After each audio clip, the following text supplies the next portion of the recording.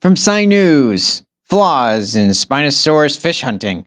From prehistoric to present, my name is Ethan. This is Creature Guy Live Daily News. Remember to like, comment, subscribe if you love talking about animals, and share this show with everyone you know.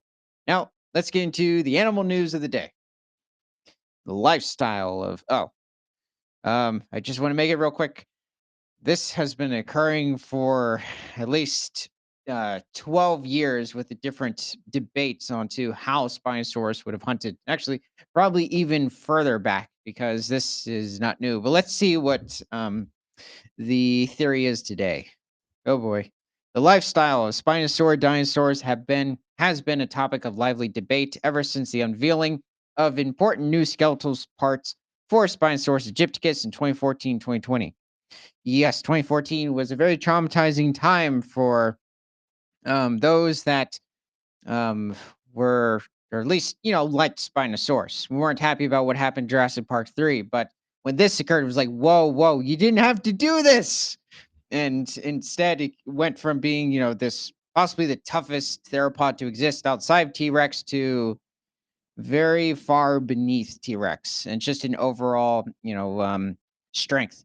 Um, Anyway, disparate lifestyles for this species have been proposed in the literature. Some have argued that it was semi aquatic to varying degrees, hunting fish from the margins of water bodies, or perhaps while wading or swimming on the surface. Others suggest that it was a fully aquatic underwater pursuit predator. And Spinosaurus aegypticus wasn't the only animal or predator within this area. So this is going to be taking place at least in the Kemkem Formation of Morocco. So this takes place somewhere around 97 million years ago. So here we have, there's possibly a paralotitan sauropod in the background. These animals can reach over 70 feet in length and probably weigh somewhere between 30 to 50 tons. So they were one of the titanosaurs within the region. Spinosaurus, unless it was a very young paralotitan individual, probably didn't hunt them. And these are some as dark pterosaurs, which existed in Morocco at this time.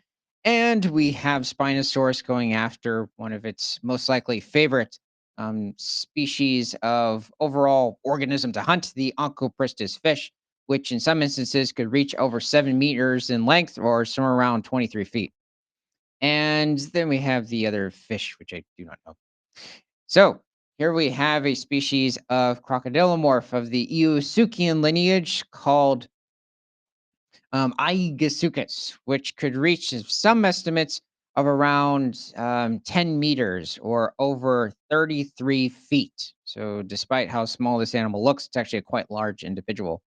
Looks like here he captured possibly a small Megaraptoran in this instance, but I'm glad he's fed.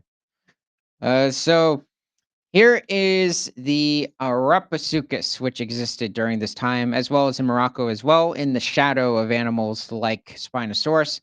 This animal was a member of the uh, what specifically? The Nuosuchian lineage of the crocodilomorph. So this specific individual was probably around a meter in length, around 3 feet. It was pretty small. This individual was probably feeding on smaller species of reptiles and amphibians, maybe going after small fish, but it was quite nimble on land. And this would go for many species of crocodilomorphs, as well as into the later Cenozoic era. But even in Morocco at this time, the Turonian age of the early late Cretaceous period, these animals were quite abundant. And there have at least been over, I think, four other different species of crocodilomorph that have been found in the Kemkem Formation. So, it's just another picture of him. I like these little guys. Okay, so let's keep going. Paleontologists generally agree that Spinosaurus aegypticus was a fish eater. Well, this is also due to the fact that of Onchopristis, the large fish within this instance, we have found the bite marks of potentially Spinosaurus on their vertebra. So this is more evidence of Spinosaurus feeding on them. Let's see. But exactly how these dinosaurs caught their prey is the subject of lively debate. with some researchers suggesting that they hunted on the shore, some that they waded or swam in the shallows, and others that they were aquatic pursuit predators. One recent study provides support for the latter hypothesis using a fairly new statistical method called phylogenetic flexible discriminant analysis to analyze density and proportions of Spinosaurus bones. Well, this is going to be interesting to see, considering it looks like a lot more recently that Spinosaurus was not a very dense animal, though originally it was made out to be like a very heavily built individual. In a new study, University of Chicago's Professor Paul Sereno. So this paleontologist has done an incredible amount of research, but he's also discovered animals such as Eoraptor, Carcharodontosaurus, I believe Nigersaurus, different dinosaurs from different parts of South America as well as Africa. So, yes, he's also done research on Spinosaurus. I believe also Suchomimus, which lived about 12 million years before Spinosaurus would show up on the scene. And his colleagues critically assessed the methods of that prior research and identify significant flaws. Spinosaurus and its close relatives are fascinating because of their unusual anatomical features, the scarcity of specimens, and the fact that scientists had not found bones from parts of its body until very recently.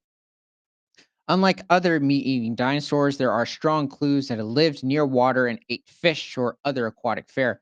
By the way, in this formation, they have also found a certain species of, I believe, plesiosaur just off of, well, certain marine deposits, because where many areas where Spinosaurus would have hunted was not far from the ocean. But it's a bit of a question as to whether or not Spinosaurus was hunting in the ocean, though.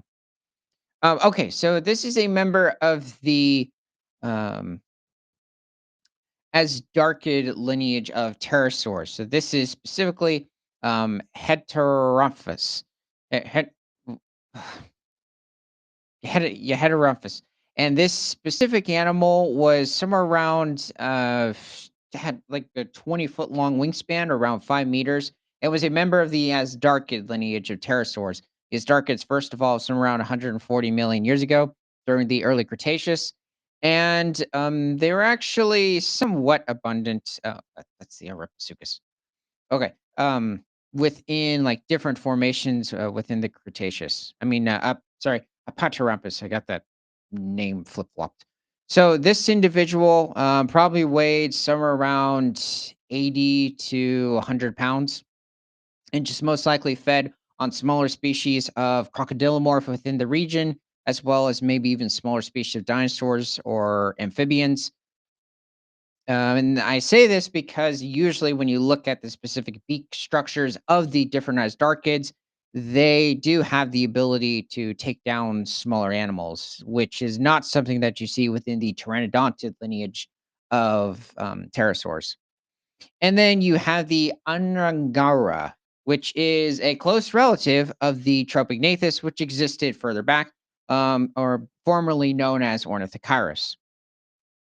Though this is a member of the Ornithochiridae lineage of pterosaurs, more specifically the subfamily Ananguridae, which is a subfamily of ornithochirids.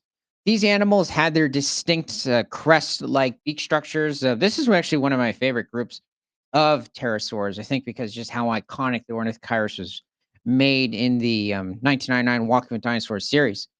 And these individuals, specifically with this species, an Angara was probably around 15 feet or around 4 meters, when 4.5 meters when referring to the whole wingspan. Probably weighed somewhere around 70 to 80 pounds. I think it was if these animals were a bit more lightly built than the Asdarchids, and we're probably focusing on different species of fish. I do really love their distinct crests. This is really well done drawing. It's also good to see that they gave it a much wider tip of the wing, because in older reconstructions, not just of the ornithochirids, but of the Asdarchids, pteranodontids, it gave them too thin of a wing membrane. And also, something to point out is that the At least the upper, like 45% of the wing is just controlled by their distinct third finger or ring finger. So let's see. This has fueled a lot of controversy about how Spinosaurus lived. Was it a fast swimming predator that chased fish like a sea lion? Or was it an ambush predator at the water's edge, grasping with its clawed hands like a giant version of a brown bear catching salmon? By the way, brown bears will also literally dive for salmon. I don't think a Spinosaurus. Well, Spinosaurus could have done that if the water was deep enough. At least I would think. Or plunging its head into water like a 7-ton heron from hell. Um, yeah, I mean, I think that's the most simple option. The authors began by asking new questions about bone density, such as how to digitize thin sections, where to slice through the thigh and rib bones. I understand that this occurs like when it comes to slicing the bones of different dinosaurs, trying to look at their growth rates, so the growth rings inside of these bones, as well as the density in this instance, but it just hurts to hear. It's kind of like when some people hear, cars being, sawed apart, and it just, this is same thing. And whether to include bones from more than one individual. Some modern aquatic mammals, like manatees, have swollen, dense bones to help them stay underwater, like a scuba diver's weight belt. Large land animals, like elephants and dinosaurs, well, depending on the species of dinosaurs, that's specific. Um, and if you're talking about the whole lineage of like the elephant family, some were incredibly small, like the size of a dog. Also have dense bones to support their increased body mass. Most modern birds and many dinosaurs, including Spinosaurus, have the opposite condition, with air sacs attached to lungs or inside bones that act like a life vest, preventing submergence. This also allows today birds at high altitudes to gain oxygen with minimum energy use. So let's see. Assessing the aquatic abilities of an extinct species like Spinosaurus needs to take account of all these factors. Okay, I'm going to explain some more animals. Okay, let's see. So in this region, this area was filled with predators. This is Cerroniops, which is one of the largest carcharodontosaurs to exist. In fact, it was close to the size of its close relative at the time. Um, Cerroniops, well, here, I'll just mention him, which is the no, not you. There we go. Yes, this is the Monsters Resurrected model, but it identifies as paleoaccurate. So, Carcharodontosaurus. So, Carcharodontosaurus was somewhere around 41 feet in length, or a little over 12 meters, and could have reached somewhere between 7 to 8 tons. And as well, um, Cerroniops was close to the same size, though Cerroniops um, was possibly a bit more heavily built than Carcharodontosaurus. So it possibly also weighed somewhere around 7 to 8 tons as well. Though both of them did coexist with the Spinosaurs that inhabited the Chemchem Formation at this time. Now, this is an older reconstruction, still a really well done picture, but it's an older reconstruction of how Spinosaurus would have been structured. Now he has much shorter legs compared to his body size, a much taller and longer sail, and also a bit more of a distinct sort of a skull structure. This is a bit closer to certain baryonychids, like even Suchomimus. So, yeah, even their arms, I think, are lacking a bit of muscle in this instance. Spinosaurus had very robust muscles. The Carcharodontosaurus is not very bad in this instance. Might be something a bit off, maybe even some more girth to the body, but besides that, it's really not a bad image. Oh, and this is it's interesting. You can see the little fish. Anyway, where was it? Oh, this is also an older representation of Carcharodontosaurus. Forgot what book this is from. This might be like back in the 1990s. But this is not a younger species of Carcharodontosaurus. It's actually a bit of a distant relative. This is a member, possibly a member of the Coelurosaur family. It's still highly debated. This is supposed to represent Delta Dromius, which is not you. Oh, by the way, this animal is inaccurate due to it showing its teeth. There should be lips. It was okay for the time. That's the skull of Carcharodontosaurus, so it was somewhere around 4.8 feet in length, like just the skull alone. Okay. Oh, here he is. So this is Deltadromeus, and it's possible that this animal is either a member of the Megaraptora family or possibly an abelisaurid. It's still a major debate. This animal ranges between 26 feet and 40 feet in length, or somewhere around it's what 8 meters to around 12 meters. Though it was quite lightly built for its body length, maybe only weighing at most around 2 tons. So definitely with the 26 foot to 30 foot individual not weighing any more than 2,000 pounds or 1,000 kilograms. But this animal would have preyed possibly on smaller sauropod individuals, maybe going after smaller even theropods at this time. In the Chemchem formation, despite needing a stable balance of predators and herbivores, there's very few herbivores that have been discovered here, especially clarified. I think there's only like the sauropod Rebeccasaurus, which is a medium-sized sauropod, about 40 to 50 feet in length, around 12 to 15 meters. But outside of that, it's just littered with carnivores. So it's quite interesting. This is a skeleton of the Deltadromeus. This might be a smaller individual, but as you can tell, this animal, and this is a replica, but this animal was quite lightly built compared to its body size.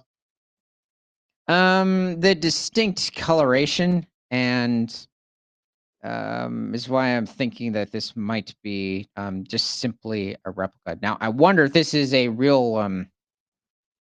Yeah, there's not really any wire around any of the bones. It tends to signify that that is an authentic fossil. Certain museums have like replicas, certain ones have a mixture. Okay, so this is back to Sauroniops. Sauroniops is also interesting because it does have a distinct longer thumb claw than what you see in animals such as Carcharodontosaurus, but um it is a bit more heavily built. It's a bit of a question as to whether or not they would have hunted in packs. Certainly possible. Okay, let's see. Um some wait, no.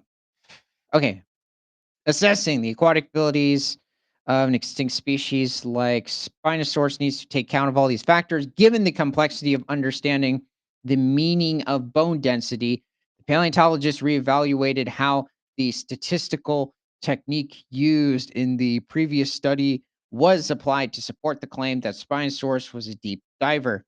The PFDA approach is like machine learning. It trains a classification algorithm on a group of species whose lifestyle is well understood. In principle, researchers could then use the algorithm to estimate the likelihood that a poorly understood species, such as Spinosaurus, falls into one behavioral group or another.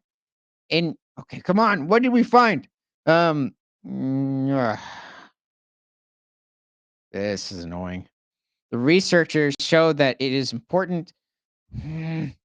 Where is it? Okay, we think Spinosaurus, one of the largest, yeah, predatory animals ever to have evolved, needed extra bone strength to support its weight on its relatively short hind limbs. Spinosaurus was able to wade into waterways more than 6 feet deep without floating, where it could ambush fish of any size with its claws and jaws, but all while keeping its toes firmly anchored in the mud. But what?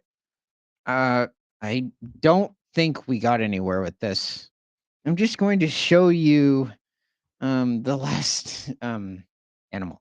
Okay, so this is a very close relative, at least at the moment, the closest relative to Spinosaurus, a member of the subfamily Spinosauridae of Spinosauridae, which the Spinosaurs first evolved somewhere around 140 million years ago at the towards the beginning of the Cretaceous, around the same time as like you see the Asdartic pterosaurs.